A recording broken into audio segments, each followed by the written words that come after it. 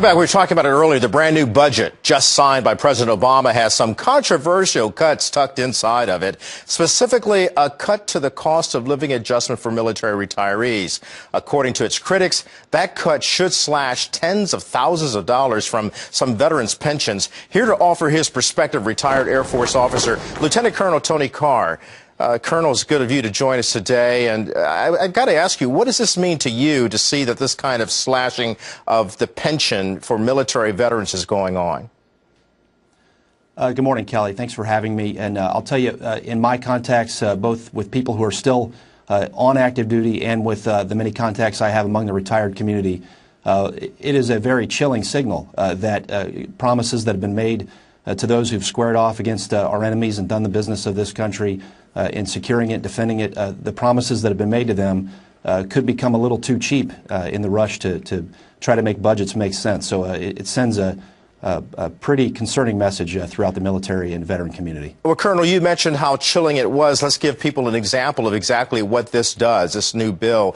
It states that what it means for vets who retire at age 42, that over the course of their retirement, they will suffer or incur $72,000 loss in benefits. That is a big ouch factor for military retirees because they come into the service, as you know, to serve and to defend, to protect and defend our freedoms, and yet some of their financial freedom will be taken away.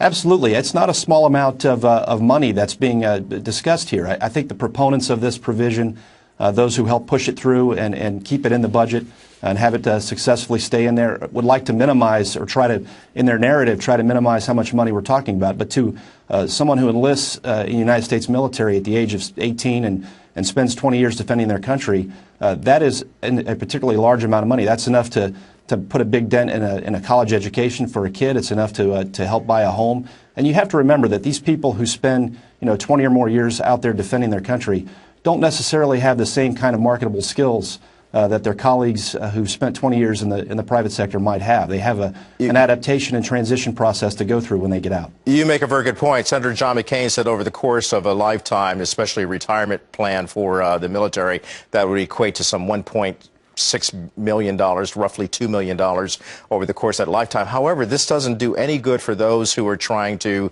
navigate these treacherous waters and the uncertainty because of our economy. You got to do the right thing. And many people said going into this was an accident. But yet it's an accident that's happened. So what should Congress be doing about it to correct it? Well, I think I question whether or not it was an accident, but that's probably a discussion for another time. I think this could be seen as sort of a political maneuver to try to legitimize looking at military pensions and compensation as a target for budgetary savings. And that is a very worrisome idea. But in the meantime, Congress should not wait to fix this. It's obvious that whatever the intent was, the military and veteran community are upset about it, and I would hope that it'll be undone soon. Lieutenant Colonel Tony Carr, retired Air Force. First and foremost, we thank you for your service, sir, and we definitely value your perspective this morning.